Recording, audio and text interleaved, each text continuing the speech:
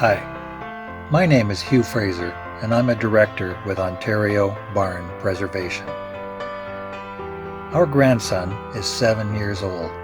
He likes to draw farm pictures. He says you have to start with a barn, and its roof has to slant 2 ways. The door must have a big X on it, and the barn has to be red. Now our grandson doesn't know that a roof slanted 2 ways means that it's a gambrel roof, or that the big X helps strengthen the door, or that the red color proudly means the barn was painted with a traditional red ochre paint. Now when you drive through rural Ontario, there are barely any new barns built with a gambrel roof, or big X's on the doors, or ones that are painted red. But even a 7-year-old thinks barns have to look this way.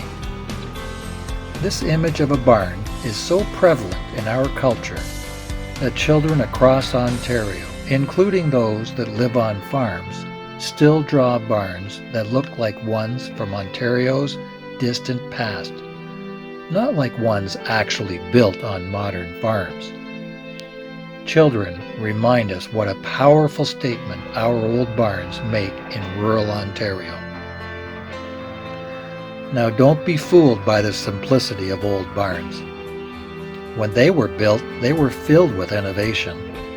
From their second floor gravity advantage to the pulleys, ropes, overhead hay forks, and wagon rack lifters, they were high tech for their time.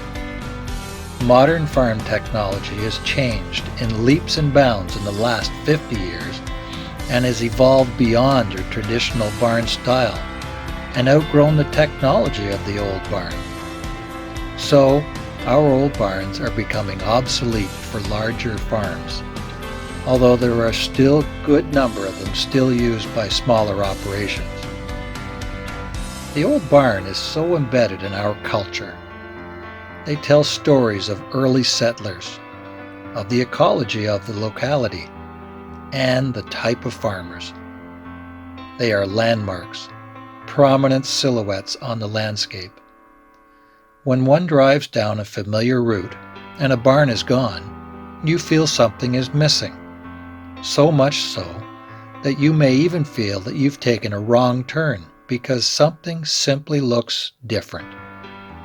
Our barns are becoming an endangered form of architecture, and they are in crisis.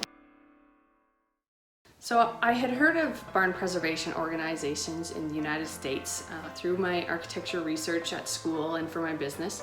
And after converting my own home, I knew I had to do more.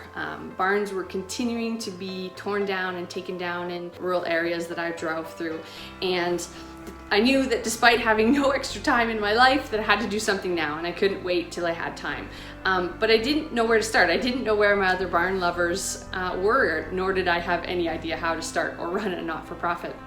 One day I recalled a book that was on my shelf called Ontario Barns by John Rudkovich, and was overjoyed to see that he lived in Ontario. So I looked him up on the internet and I sent him an email, and lo and behold, he had been thinking the same thoughts that I have had. And he had actually been speaking with Dr. John Carter. So John and I met in Mildmay in October 2018, and we brainstormed about how we would start this organization. And we started with the name Ontario Barn Preservation. Dr. John Carter connected us to Will Samus, Matt Somerville, and Lynn Prinskis, who also shared a love of barns, and from there we grew. Unfortunately, due to health problems, Lynn was unable to be part of the founding group, and Ed Drager was added to replace her and also represent Eastern Ontario.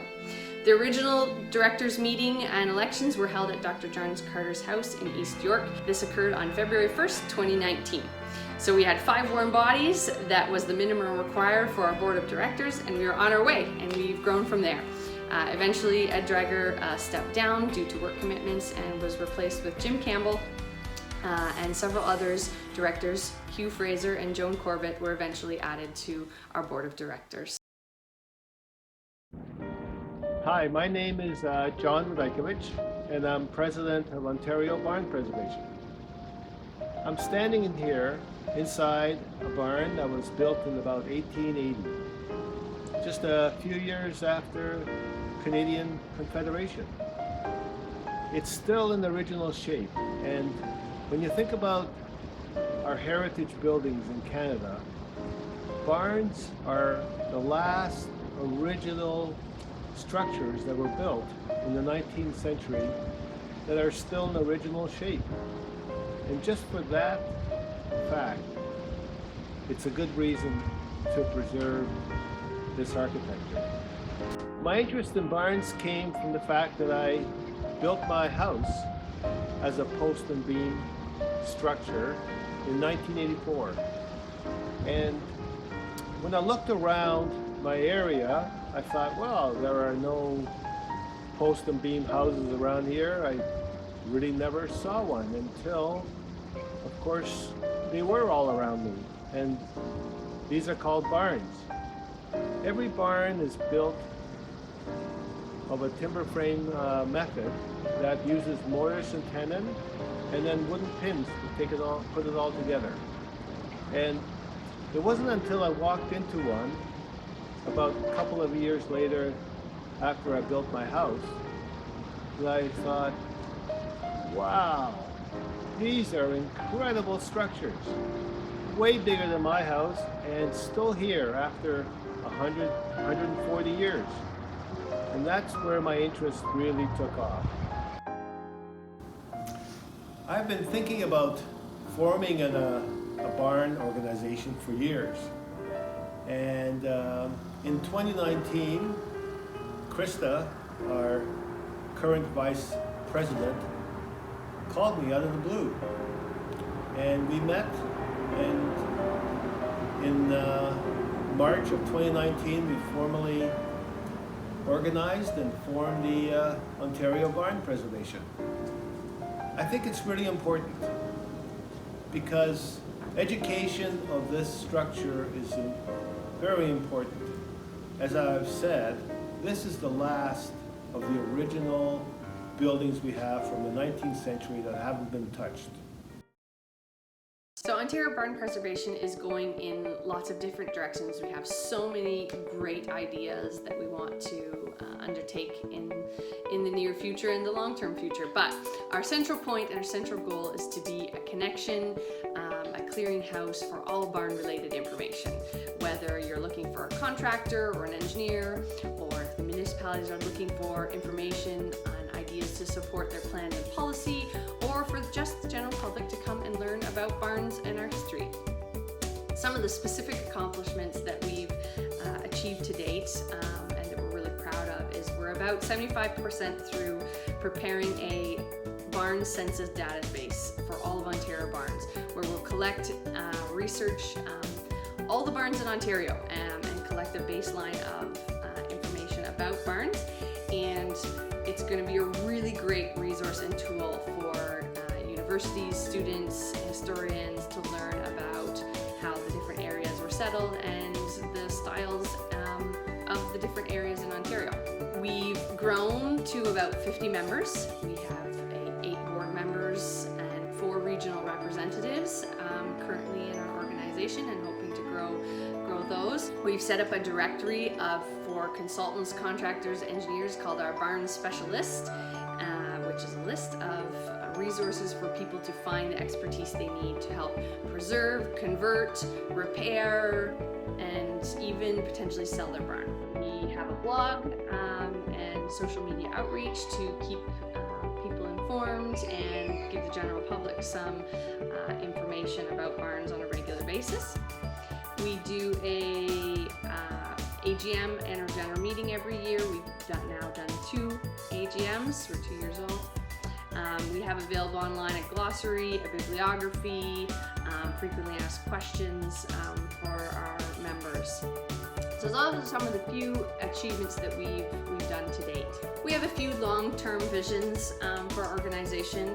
The first one being to create and develop funding programs for our heritage barn barns. You know, when the barns were first built, they could pay their way on the property and the farm, but now they're in their old age and they need our support to continue to stand. We also want to work with policy leaders to create policy that supports keeping our barns up rather than making it easier to take them down than to make them comply with policy. And of course, we hope to provide both virtual and in-person barn tours to help spread our love of barns and share our knowledge with the people of Ontario and even barn owners themselves who may not realize the gem they have on their property. Is it possible that millions now living in North America have never seen a barn, let alone been in one? In the foreseeable future, there is more than a possibility that, for many, the kind of barn illustrated in these pages will not be there to see. When one considers the exposure of our old barns to the winds of change, the marvel is that there are any left for those who would try to comprehend the secrets that they hold. This was a quote from the 1972 book, The Barn, A Vanishing Landmark in North America, by Eric Arthur and Dudley Whitney. The goal of Ontario barn preservation is to prevent this from happening, to prove both Eric and Dudley wrong. We believe there is still life for our old barns through preservation, restoration, or conversion. Our old barns can undergo a transformation and weather this crisis of change to our rural landscapes.